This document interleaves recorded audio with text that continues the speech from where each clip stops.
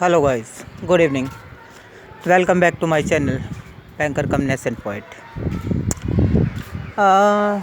जैसे कि आप सभी को पता है, आपका एसबीआई प्री का एग्ज़ाम डेट आ गई है। तो अभी तो आपके पास 8 दिन बचे हुए हैं।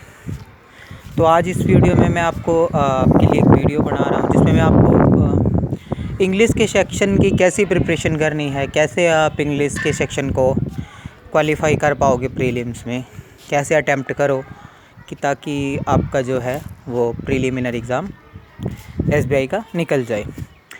सो गाइज़, इंग्लिश सेक्शन के लिए जैसा कि आपको पता है कि उसमें हमारे 30 क्वेश्चन होंगे और 20 मिनट का टाइम मिलेगा। सो गाइज़, उसमें लगभग 7 से 8 नंबर का हमारा पैराग्राफ होता है, कई बार 5 नंबर का ही होता है, कई बार लगभग 7 से 8 क्वेश्चन भी आ जाते हैं। देन उसमें एरर डिटेक्शन हमारी आती है, लगभग 5 नंबर की एरर डिटेक्शन आती है। और उसके बाद फिर हमारे उसमें क्लोज टेस्ट आता है, लगभग 5 से 7 नंबर का क्लोज टेस्ट आता है। देन उसके बाद स्वैप भी स्वैप वर्ड्स वाला जो होता है वो आता है, कई बार रीअरेंजमेंट आती है 5 मार्क्स की। और एंटोनिम सिनोनिम ये भी आते हैं, लगभग 2 से 3 मार्क्स के तो यही आते हैं पैराग्राफ में। अगर पैराग्राफ 10 नंबर का आ रहा है तो लगभग उसमें 3 से 4 हमारे एंटोनिम और सिनोनिम ही होंगे। सो गाइज़, मैं तो इंग्लिश के लिए आपको बोलूँगा कि जो आप क्लासेस देख रहे हो अभी, तो वो कंटिन्यू रखो, अपनी क्लासेस कंटिन्यू रखो इंग्लिश की। और दूसरा है कि अपना ग्रामर के जो आपके बेसिक रूल्स हैं वो आप अपने रिवाइज़ करते रहो, क्योंकि रिवीजन ही अभी इन 8-10 दिनों में जो बचा है, रिवीजन ही आप कर सकते हो। तो अपनी रिवीजन अपना जारी रखो, रिवीजन नहीं छोड़नी है।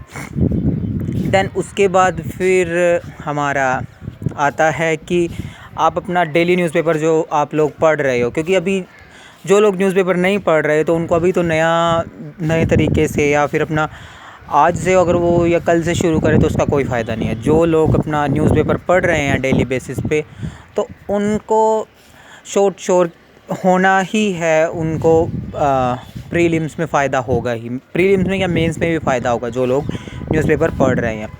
तो जो लोग न्यूज़पेपर पढ़ रहे हैं तो वो ज़रूर अपना न्यूज़पेपर तो ज़रूर पढ़े इन 10 दिनों में, जो आपके पास अभी 8 दिन बचे हैं। हर रोज़ डेली वो अपना न्यूज़पेपर तो ज़रूर पढ़ें, क्योंकि न्यूज़पेपर से पढ़ने से आपकी रीडिंग स्किल अच्छी होगी और देन फिर आपकी उसमें वोकैब आएगी, तो वोकैबलरी आपकी अच्छी होगी। और गाइज़, अपने जैसे कि हम अभी अड्डा 24/7 एक एप्लीकेशन है, तो उसके ऊपर वो डेली क्विज़ेस देते हैं, तो इंग्लिश के लिए भी आप वहाँ से भी अटैम्प्ट कर सकते हो। जब मैं अपनी प्रिपरेशन कर रहा था तो मैंने वहाँ से भी क्विज़ेस करी थी और मैं डेली न्यूज़पेपर पढ़ता था, हिंदू एडिटोरियल ज़रूर पढ़ता था और मेरा 1-1.5 घंटा एडिटोरियल पढ़ने में ही जाता था और वोकैबलरी कोई रिवाइज़ करना, याद करना। तो गाइज़, आप भी ऐसा ही कीजिए, न्यूज़पेपर तो ज़रूर पढ़िए हर रोज़, और उसमें से जो वोकैबलरी को सर्च करके उसको दिन में एक बार जब आप लिख रहे हो तब रिवाइज़ कर लीजिए। और एक बार सोने से पहले रात को, जैसे ये आपकी रूटीन जो भी है, तो रात को एक बार सोने से पहले आप उसको, जो आपने वर्ड्स लिखे हैं आज दिन के और जो आपने पिछले थोड़े लिखे थे, उनको एक बार रिवाइज़ कर लीजिए। तो उससे क्या होगा, आपको सारी की सारी वोकैबलरी आपको याद हो जाएगी।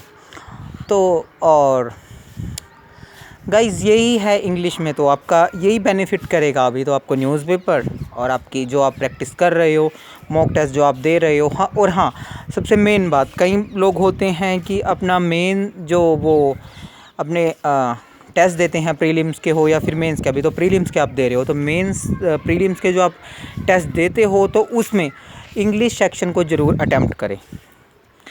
जब मैं भी ऐसे मॉक टेस्ट देता था तो मैं इंग्लिश सेक्शन को ज़रूर अटैम्प्ट करता था, मुझे चाहे वो इंग्लिश आती थी या नहीं आती थी, तो मैं 30 के 30 क्वेश्चन उसमें अटैम्प्ट करता था।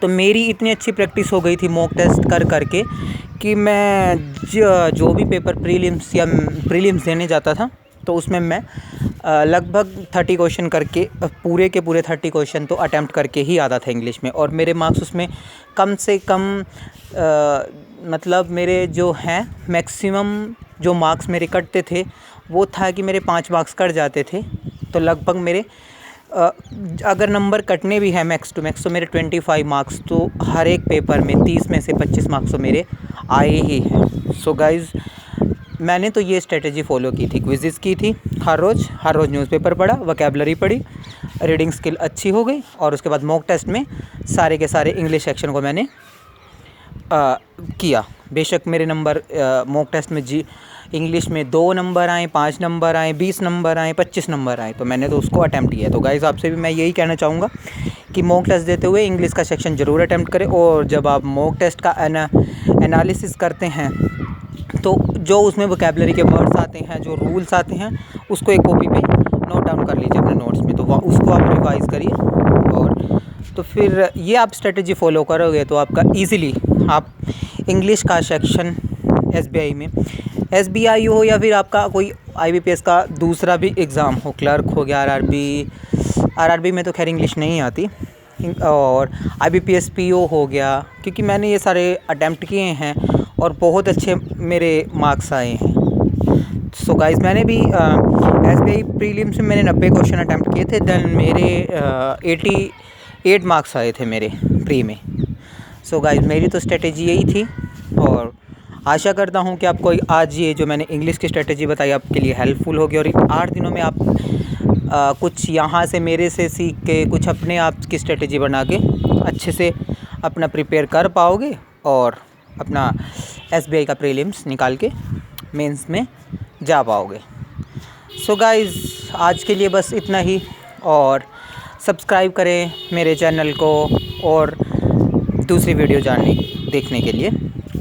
आगे भी मैं 1-2 दिन में मैं जैसे ही मुझे टाइम मिलता है अपने बैंकिंग आवर्स से, बैंक से फ्री होके, तो मैं आगे भी आपको रीजनिंग और मैथ्स की स्ट्रेटेजी बताऊंगा, और देन उसके बाद जीए का आपको कैसे प्रिपेयर करना है, कैसे आपको क्वालिफाई, आपका मेंस क्वालिफाई करना है, देन उसके बाद एलपीटी जो टेस्ट होना है मेंस के बाद का, और भी मैं वीडियोस बनाऊंगा। तो subscribe the channel for more videos. Thank you guys.